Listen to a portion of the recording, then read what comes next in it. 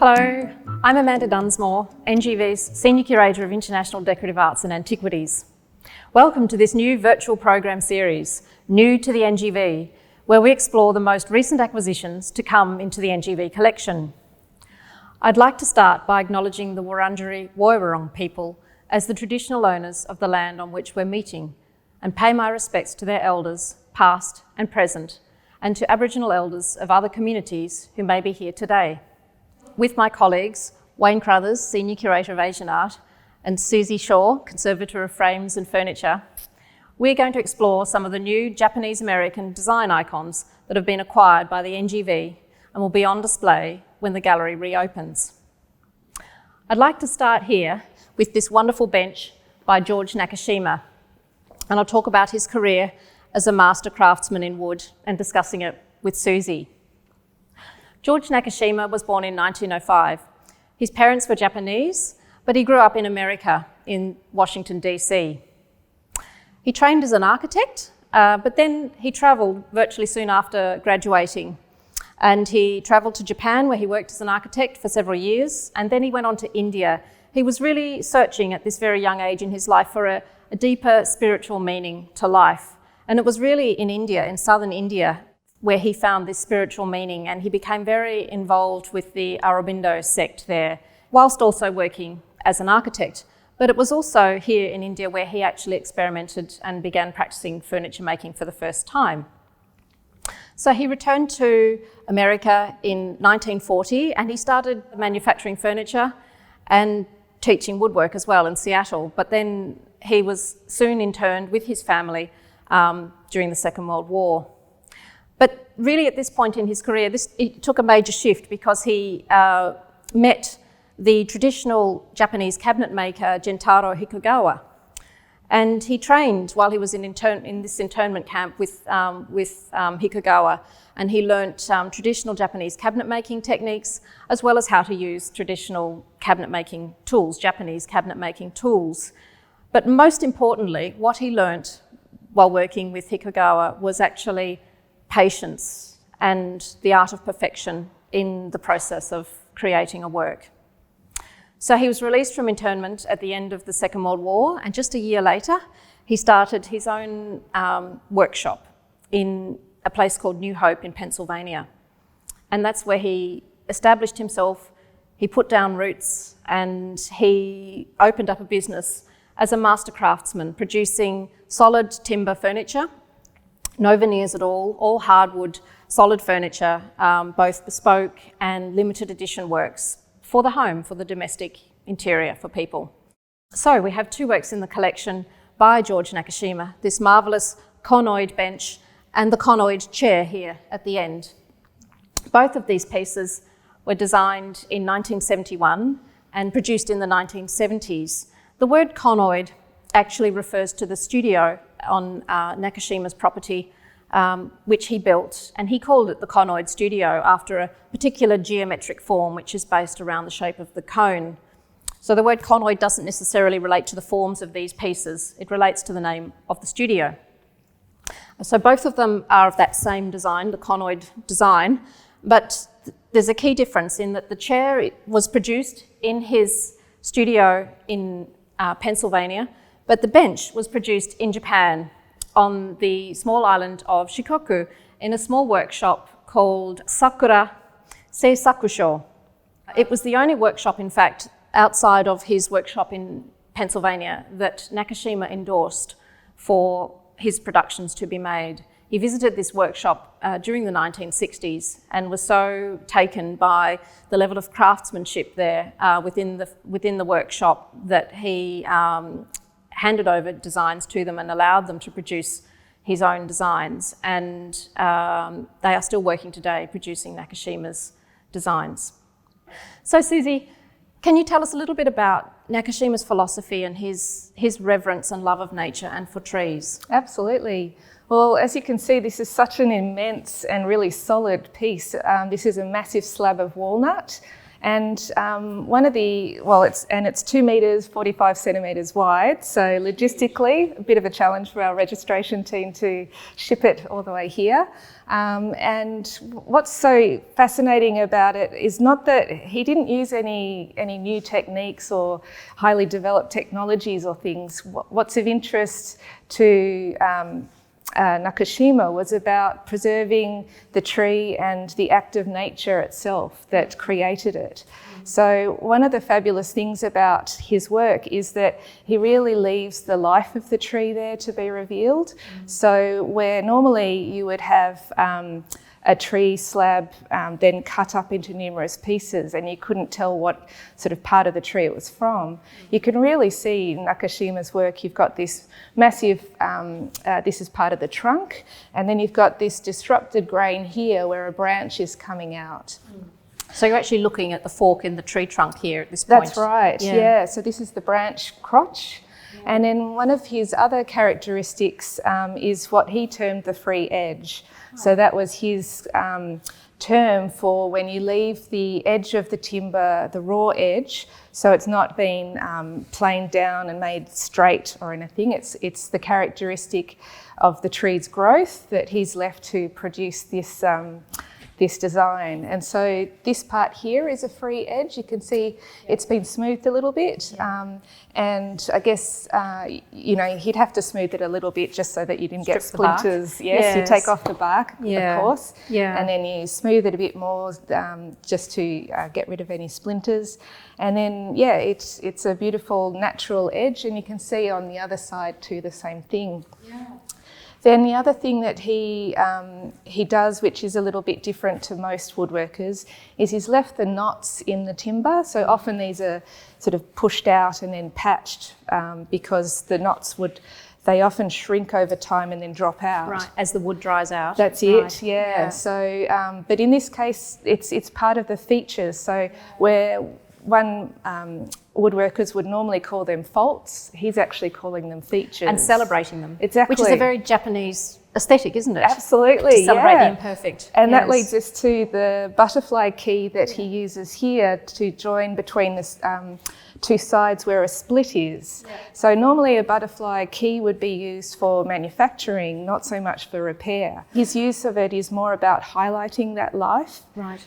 Yeah. And it's a bit in the way of like kintsugi, where they do ceramic repairs to old and valuable pieces of ceramics. You highlight the break, for example, with lacquer and gold powder. Wow. In a similar way, he's saying, look, this is the life of the chair, and celebrating that.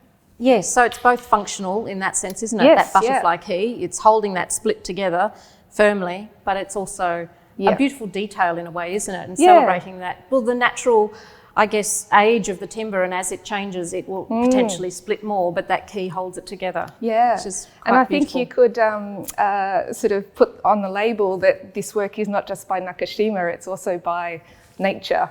Exactly. In that he's left so much of that act. That's lovely. He hasn't constrained it. Yeah, or tried to manufacture it too much. Exactly. That's really interesting, because he absolutely loved trees and reverenced them, didn't he? And I believe he used to source the timbers himself. He would buy whole logs and have them milled himself, and then he would store the slabs for years. Obviously, they had to dry for perhaps 2 years anyway, but often they were stored for years and years and years before he would actually use them for whatever piece he was thinking of. And there are many wonderful quotes from him, which I won't attempt to tell you now, but I did read one where he spoke about trees literally being older than the whole history of the modern world, in that sense, that are centuries old, that these trees have just been, they've been sentinels on this planet. And I guess he just felt a huge responsibility, actually, in his respect to those trees, and the life that they have lived, and wanting to give them effectively a second life and celebrate the life of these trees in perpetuity. And I think it's such a beautiful philosophy and approach to his work. Absolutely. And I really like that he's a man of contradictions. You know, we've all got our contradictions for our way that we like to live our lives, but his was, there's this great photograph of him walking through the forest, you know, looking in wonder and awe at all this, the trees and nature around him, but then he's holding a chainsaw. So yeah, it's, like you said, it's an interesting contradiction, but it's also about how he wanted to give new life. And like you said, they were really pieces made for perpetuity, not just for enjoying for a short time and then disposed of. They're quite timeless. And so it's pretty incredible, you know, it's fabulous now that we've got this work in our collection for perpetuity too. Exactly. And it's interesting the influences also that can come into his work that you can see, and you see them in both of these pieces. And it's an interesting one. It's often talked about that Shaker furniture design was a great influence, and you see that, I think, in the spindleback of this bench and also the conoid chair as well, through the hickory spindleback uprights. But it's interesting because that Shaker aesthetic goes right back to the 18th century in England, where that style of using spindle rods for the back was used in Windsor chairs of the 17th and 18th century in England, and it's a style that the Shaker communities also practiced in their chair design as well.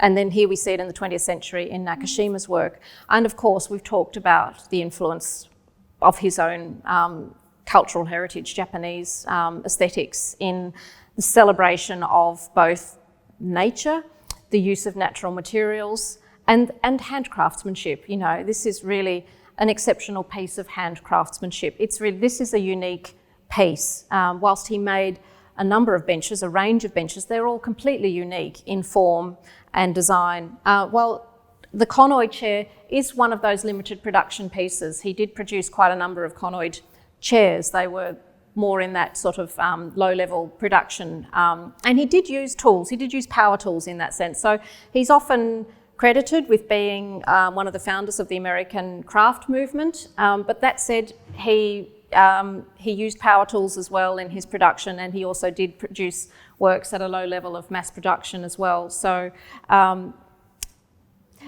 it's interesting. He also produced very bespoke pieces as well. He straddled both worlds in that sense of production and bespoke craftsmanship as well. And I think this shape too, with that top rail, is quite reminiscent of the torii gates that you find at the entrance to temples in Japan. Indeed. So as much as he didn't live in Japan, I'm sure he was aware of that aesthetic. And I mean, it's just a very solid, again, it doesn't look like it's going to fall apart or anything. It's a beautiful element that structure. just creates that top frame line, doesn't it, to the bench itself. Yeah. So I think Wayne's now going to talk about the butterfly stools. Thanks, Amanda. Thanks, Suzi. I'd like to introduce the pair of butterfly stools by Sori Yanagi that are also recent acquisitions to the collection.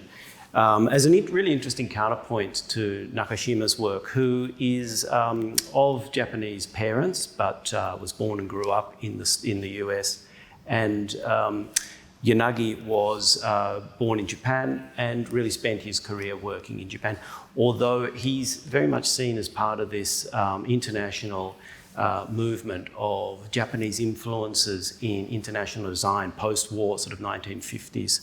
Yanagi is very much understood and renowned in Japan for his utensils for daily life. Even today, many kitchens domestic kitchens throughout Japan will have various ladles and cooking utensils, which were designed by Yanagi, although a lot of people mightn't realise it. They do have these sort of iconic design pieces in their home. And the pair of butterfly stools that he designed in the early 50s and were produced in 1956 are really the most iconic pieces of his work. His father, Yanagi Soetsu, was a very renowned philosopher and curator and researcher who really initiated the Minge movement during the early 20th century. And this was a study of the use of natural materials by unknown craftsmen that were crafted by unknown craftsmen to produce beautiful objects of beauty throughout Japanese history. And he's built a museum, his father built a museum just pre-war in the suburbs of Tokyo where these works were collected. It's still open to this day, fascinating place if you're in Tokyo.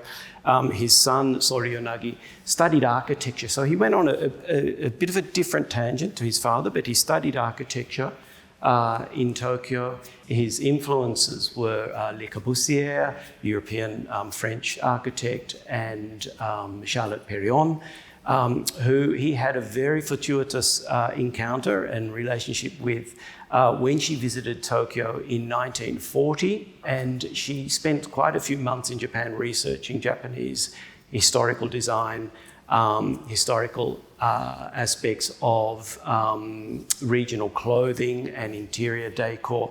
And Yanagi Sori acted as a translator and a go-between type of person who introduced her to various aspects of Japanese design. Then the war sort of stepped up in 1940 and Perriand had to go back to Europe. But they maintained a very strong relationship throughout the rest of their careers, often exchanging ideas and meeting at forums sort of in the 1950s and 60s when they both became very famous. The butterfly stools are fascinatingly created. They looked as though they're these wonderful sort of sculptured pieces, but the wood is plywood, so it was a relatively new product of the 1940s, 1950s. And he has taken a type of technique that was being initiated by Charles and Ray Eames that was developed in the 1940s of moulded or steam-pressed and moulded plywood, where you have these two really quite flat oblong pieces of wood, just with rounded corners that are pressed into this shape and then joined at the top where the butterfly wings sort of spread out. So really simplistic in the original materials that are used, but a complete sort of, ingenious development of shape and form. They were designed in 1956, so the year of the Melbourne Olympics. So if you put it into context of what was happening globally at that time, they are extremely contemporary, modern pieces of design. They won the gold medal at the Milan Triennial in 1957, and they've gone on to really being celebrated both in Japan and globally. The beautiful shapes sort of come up and they spread out like the wings of a butterfly just about to take flight. And as Suzi was alluding to, the back of the Nakashima chair, they also, people see some representation of the torii gate, which is the red gates that everyone might be familiar with, that at the entrance to Shinto shrines in Japan, which are often in forest settings or very natural sort of settings, and a spiritual engagement with the forest when you visit these places and the natural environment. And they're just joined very subtly with a cross beam at the bottom. They're made from rosewood. And there's this wonderful sort of mirror image of the wood grain that has been matched when the two pieces of plywood have been joined together or moulded and then joined together. And Suzi has done quite a bit of research into the making and the materials that are used, and you're able to give us a bit of an insight. Absolutely. Well, one of the interesting things about the plywood being used at this stage, so as you said, it was a relatively new technology that really got heavily developed during the war. Yanagi collaborated with the Sendai Research Institute to develop a prototype, and it was interesting that the prototype had a little bit of a different shape in that the legs touched fully onto the ground, and that was to spread the load of whoever the sitter was and not damage the tatami matting underneath. But by the time it was developed commercially by the Tendo company, Yanagi had made a few tweaks, and so it sort of looks more floating and light now, with the contact just being at those 4 points. But of course that also means that you get a bit more of blunting to those 4 corners from wear over time if people were using them on hard floors. But one of the other interesting things was the reason for his collaboration with the Sendai Research Institute was because they'd been developing moulds for the aircraft fuselages, plywood moulds, during the war, and that's just like similarly Grant Featherston, for example, he used the offcuts of the Mosquito fighter bomber to construct his furniture here in Melbourne in the 50s, and likewise we've got Yanagi doing the same thing in Japan. So yes, it's a 5 plies of timber and with the rosewood veneers on the exterior. And they're beautiful things. Yeah. They're amazing, aren't they?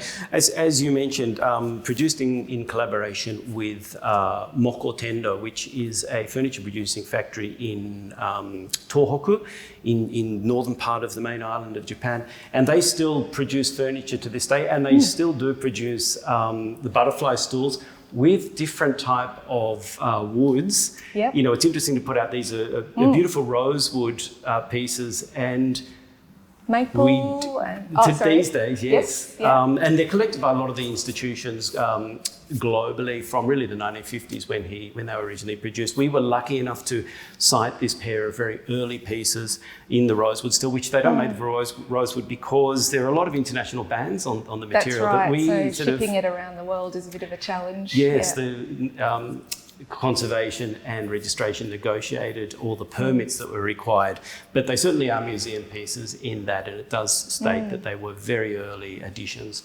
of Yanagi's butterfly stool. So in terms of when these pieces come into the collection, I just hopefully we acquire them in a very good condition, but with the treatment for these to prepare them for display, we were looking at, you can imagine when you put those plies of timber together and then bend them, there's a lot of stresses that are built up in that timber, and that eventually those stresses start fracturing the glue that holds it all together, and then the veneers can start sort of pulling away as well. So part of the treatment was to consolidate or glue back together the plies so that they were nice and tight, and especially so on the top where those really tight corners are of the seat. That's where some of the splintering has happened, which is just something that would happen because of the processes of its manufacture. And so cauls are used to sort of clamp down, and then they're left overnight, and it brings it back to a good surface. And then the other thing, just as you mentioned, the Tendo company is still operational, and so we were really fortunate. One of the threaded bolts that passes through the top had been replaced. Somehow it had been lost in the... It was a bolt from the garage. Yes, that came exactly. Really, yeah. So it had like a bolt or a regular nut on the end of it that was sort of cutting into the timber. So we removed that, and then fortunately Tendo were able to supply us with a replacement. Yeah, we made contact with the company, and they still make these custom bolts.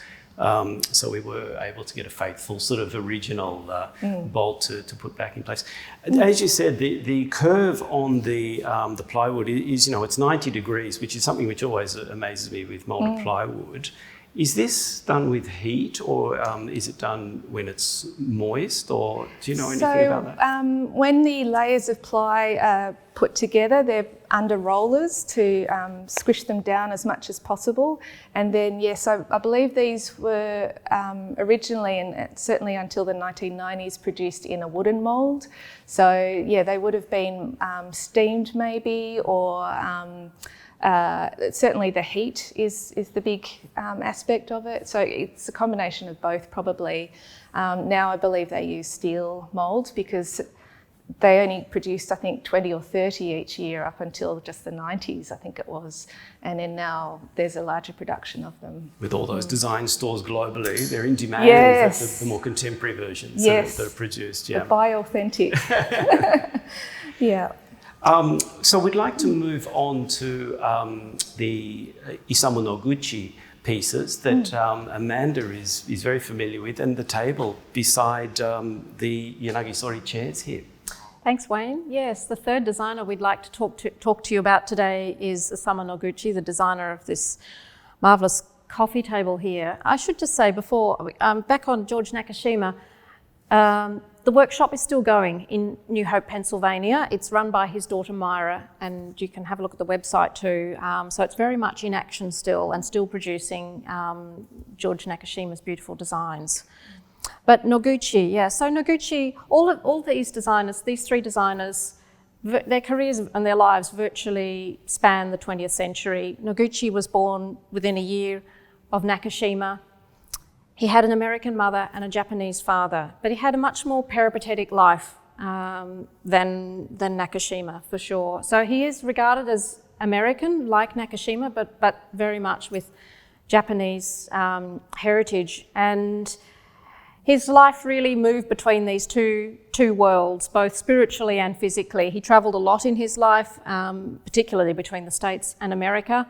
He had studios both in New York and in Japan as well, both of which have now become museums, Noguchi museums. But he, I think, spent his life trying to work out where he belonged. And I think that comes through very much in his furniture designs, particularly, and his sculpture as well. So he was born to an American mother. His parents didn't live together at all, so he grew up with his mother, essentially.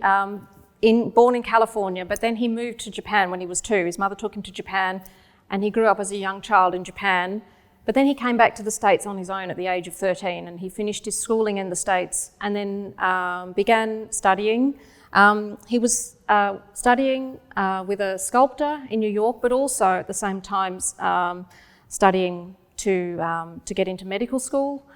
But he went to see an exhibition of Constantin Brancusi in New York, and that really was a pivotal moment in his life and changed his career. And he abandoned his studies in medicine and then undertook full-time studies as a sculptor. He travelled back and forth, as I said, to Japan many times in his career, but more so in the sort of post-war decades. He is primarily known as a sculptor, but his career was really multifaceted. He actually worked across, he was one of those incredibly gifted, creative people that worked across a whole range of areas of design and physical making. So he sculpted himself, but he also produced designs for others, and also designed architecture as well. But a lot of his designs were actually more for gardens and outdoor areas, playgrounds for children and outdoor plazas, which he often incorporated his own sculptures into as well. He really had a deep appreciation for the significance or the social significance of sculpture in people's everyday lives and what it could do for people, in that sense of creating a sense of place and grounding you and humanising a space in that sense. That's really how he saw his sculpture. And his design works as well really take on that aspect of sculpture, if you like, as much as they are functional pieces. So he, at numerous points throughout his career, he moved into the area of domestic design, both for objects and furniture. And this wonderful coffee table here, which he designed in 1944, is one of those examples where it is a coffee table, it's a very functional piece of furniture, but it's a piece of sculpture. The rounded, soft forms and the design in which, the very ingenious way that he has put the supports together, it makes it into a piece of sculpture at the same time. It is a three-dimensional form that you appreciate and enjoy in your house as much as it forms a functional piece of furniture. It was made by Herman Miller. They commissioned Noguchi. Herman Miller was a very progressive furniture manufacturer at the time in the States, and was commissioning a range of leading designers. The Eames as well were also designing for Herman Miller. George Nelson, who was the artistic director at the time, was designing himself for the manufacturer. And they commissioned Noguchi to design this coffee table, which is known as model number IN, for Isamu Noguchi, IN 50. And Suzi, I wondered, do you want to tell us a little bit more about some insights about its construction? Sure. So obviously there's those two sort of legs. Now they're joined together by a steel pin. So there is a little bit of play where you can adjust those legs, the positions. The timber is laminated layers of timber, and then it's cut to shape. So it's almost sculpted, isn't it? It is. When it pays to look at this piece in more detail, to note the details of its creation. That's right. And then the plate glass, as you can see, is incredibly thick, and it actually takes 4 of our art install crew to move just that glass itself. So it's a coffee table that you wouldn't want to move around in your home. Now, the interesting thing with conserving and preserving the furniture collection is that they've had they're much more functional in their life. So they've got a lot more wear and tear showing to them than, say, a painting that then comes into the collection. So there were quite a few scratches and things, which is just normal use for a piece of furniture, obviously. And so it was about, the treatment was just to integrate those scratches so that you appreciate the design rather than looking at the scratches. But yeah, whenever I undertake those treatments, I always think about what went on around these coffee tables. Was it parties? Yeah. Was it family gatherings? Who knows? It's interesting to think about the life of these pieces. Yeah. Well, the last works that we'd like to talk about to you today are also by Noguchi, and it's these marvellous lights here on the plinth. But they're not really lights, they're sculptures. You need to think of them as sculptures, really, because they're ambient works. They were never designed as functional works that you could read a book by. They were designed to create a sense of mellowness and calmness and peace in an interior, and to just give that sense of warmth and humanity to a space, and create an ambience in the space. So, in 1951, Isamu Noguchi travelled to Japan. He'd been there in 1950, but he went back in 1951. He was actually on his way to Hiroshima on a project to do with the Peace Park there. But on his way, he stopped at a town called Gifu to actually watch the cormorant fishing there. The town's famous for its cormorant fishing, but it's also famous for its manufacture of chochin, or paper lanterns, mulberry paper, washi paper lanterns, and parasols as well. And Noguchi was really taken by this aspect of the town, the manufacturing aspect of the town, and he had a visit. He was taken on a tour of some of the manufacturers, particularly Ozeki, one of the manufacturers, and he was completely taken by the possibilities, if you like, of what this very, very traditional technique. They have been making paper lanterns in Gifu for centuries. He had a much broader vision in the way he looked at things, and he saw the possibilities for such lamps as light sculptures, shall we say. And so he actually immediately began designing a couple of different possible forms of these lanterns, and sent the designs through to Ozeki, and they produced them for him. And he was so taken with it, with the results, that he then began designing a whole range of light forms. And for the next 30 years, Noguchi produced over 200 lighting designs of all sorts of shapes and sizes, and both table lights, floor lights. This one we don't. It's referred to both as a table light and a floor light. And I wonder if the reference to the table light may be in the shape of the actual legs, where his floor lights generally tend to have one pendant stem, and the table lights tend to have multiple shorter legs. But it is of such scale that it probably is really more of functioning as a floor light. And he also designed pendant lights as well. And in a whole range of different designs, and also leg forms as well, which he also experimented with over time. He talked about them as light sculptures. They're not functional, they're functional in creating an ambience, but they're not functional in terms of actually lighting a room necessarily. So Suzi, could you tell us a little bit more? I think your insights? It's wonderful how Noguchi really nurtured that traditional skill, because a lot of these traditional techniques and even the materials, they're so expensive and labour intensive these days that they can easily die out. So he was a real proponent to support that traditional industry in Gifu. And so this piece here, the largest one, is such an incredible construction. So it's constructed using, so you make a wooden form and it's got little notches on it. and then you join together pieces of thin bamboo, what I call ribs, to there, and then spiral them upwards. So a lot of lamps, like you see, say IKEA or something, they're concentric circles, whereas this one is this beautiful spiral upwards. And then the bamboo is sort of moistened and hardened into that shape with that support. And then strips of washi paper, that's the mulberry bark paper, are applied and glued down onto those little bamboo ribs using starch paste. And then all the excesses are cut away. The top and bottom of both of these are actually metal hoops, just to give that solid structure. And then Noguchi's modified that traditional design by stretching out the lamps using this wire stillage inside to produce the really tautness you can see. And the other thing is these gorgeous little rubber feet. And from a conservator's point of view, that's one of the challenges of working with mid-century or soon after designs, is that rubber continues to degrade as long as it's exposed to oxygen.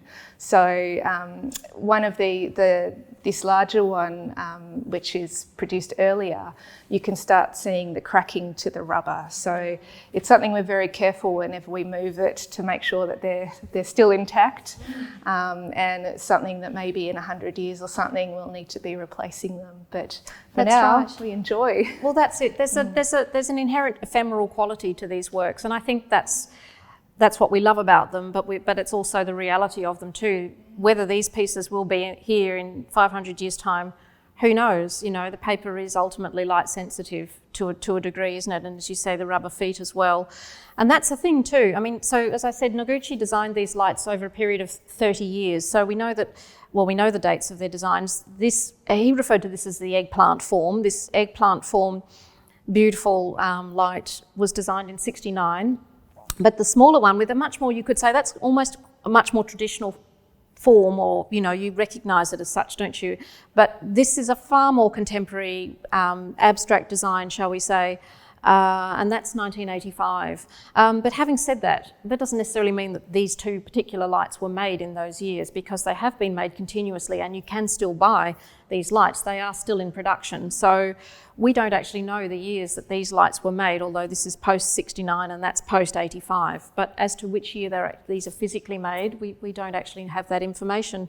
One thing I should say too is that he gave them a very specific name. He called them akari. And akari is the Japanese word for light, meaning illumination. But Noguchi also wanted that word to refer to their lightness, in that sense, their physical lightness. And they are beautifully light, aren't they? I think they just have a sense of puffiness in a way, almost like clouds, where they just sort of hang there and sit there in a space. There's a really spiritual quality to these works. And it's very interesting, even though they are commercially produced. They were commercially produced from the beginning in that sense, and still are.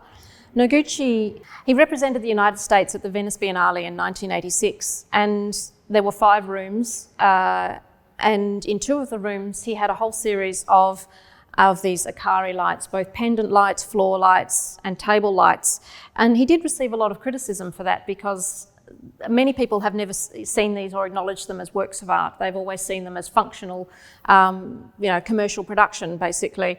But Noguchi, for that very reason, wanted them to be here, because in the Venice Biennale, because he has always seen them as works of art. They are sculptures in that sense. But his point is that he wants them to be accessible to everyone. They are affordable, and they are available as beautiful designs to many, many people at that very affordable level. And that was something that was very, very important to him. You mentioned that they are essentially a little bit on the ephemeral side, and that was something that Noguchi even said himself, that he thought of them as ephemeral, which sort of surprised me. And I guess from a conservator's point of view, you can understand why he said that, because as you can see, they've got a lot of creases to them, and every time you compact and stretch out those shades, they create creases that then weaken that shade, the fibre the paper. structure. Yes. Right. And so he actually loved those creases, and he didn't mind that often the incandescent globes that were used inside the lamps would create a bit of heat, which then increase the yellowing of the paper shades. And again, he didn't mind that. So it's about the life form. It has a journey, doesn't it? Yes, of these lamps. But as conservators, we want to sort of stop that in time, and so we use LED globes that are cool, so they won't yellow, so much. And then there was some paper repairs undertaken by Ruth Shervington, our senior paper conservator, just where there was, again, those weaknesses where the creasings happened over the years. It's interesting. He's such a spiritual designer in his works and as a sculptor and the things that he created. In 1986, he wrote a piece called "The Path I Have Taken," and it was very much about his whole life. I think has been a journey of him trying to find where he belonged, actually, and his creation of works, be it designing coffee tables or lamps or producing sculptures or designing or, outdoor plazas, is about finding a place, identifying it in a way that he can respond to it and humanising it. He talks about humanising a place, and his sculptures create that humanising feeling for him. And so in a way, his art has been an expression of his own journey in his life to find where he belongs. And I think in a way where he belongs spiritually as much as physically in that sense. And these lights, I think, are very much an expression of that journey as well for him as well. And you can just see the difference in the design aesthetic in these two lights. They are about 16 years apart in their design. And you see that in the whole range of his light productions. They are a journey and reflect his life, very much so. And as you said, there was over 200 designs. I don't think all of them are still being produced, but most of, but not all. They are such simple, clean, sort of in that Shinto kind of idea of minimalism and simplicity. But on the other hand, I have a tendency to anthropomorphise the artworks that I work on anyway, and these sort of have quite a character to them. And even when you look at all the other different shapes and characters in his catalogue, they really have characters a bit like Studio Ghibli, little kami in their animes. I just feel they come alive and they have little characters. Yeah, particularly, don't they? Yeah. Yes. Yeah. This one, I feel, it has a reverence about it to me. It's a beautiful form in a room. Yeah. So Wayne, I think you're going to say a few words you're discussing some of the social stories and the journey, which is a really fascinating subject, especially when we're looking at George Nakashima and Isamu Noguchi, that they were both what is termed as Nisei, or second generation immigrants, that their parents were the immigrants to America, and yet when the war broke out, and they, especially with Noguchi, he had a very sort of burgeoning career by 1940. And then in the early 40s, with the bombing of Pearl Harbor, all of a sudden America was thrown into a position of sort of anti-Japanese sentiment. And both of these, Nakashima and Noguchi, they were interned with their families in internment camps in California, and it was those Pacific Coast states of Oregon and Washington and California where they interned Japanese people into camps. A lot of the people that were interned were immigrant farmers, and there's a whole group of fascinating American Japanese or second generation Japanese heritage artists and designers who were also interned at that time, that went on to have amazing careers during the 50s, 60s, 70s and 80s. Ruth Asawa was a female, went on to be a famous female sculptor. She came from a farming family from California, and Neil Fujita, who was born in Hawaii but then moved to California in the late 1930s. He was also interned in these camps. And it was this experience of all of a sudden being isolated from the home where they were born or from their country of origin, and put into situations of hardship where Nakashima sort of developed his skills of furniture making. Interestingly, Noguchi was an exception from this group. Noguchi voluntarily interned himself in one of the internment camps. If he wanted to design a new sort of environment, a better sort of spiritual environment within the camps, and run classes on design and sculpture, etc. And he, interestingly, because he was already famous and he was sort of seen as being elite by the other interns who were basically farmers and workers and labourers, he only ended up staying a very short term because he became disillusioned with the American government authorities and the purpose for which they'd placed him in that position. And also he became resented by the local people as being too elite and separated from their down-to-earth sort of lifestyle and experiences. Neil Fujita, who was also interned, he went on to become one of the most famous graphic designers in New York during the 1950s and 60s. Iconic designs that you wouldn't know who designed them, but he designed the logo for The Godfather, for example. Dave Brubeck albums, he became the head album cover designs. He became the head designer at Columbia Records, and designed a lot of very iconic sort of imagery that have really become second place in our society today.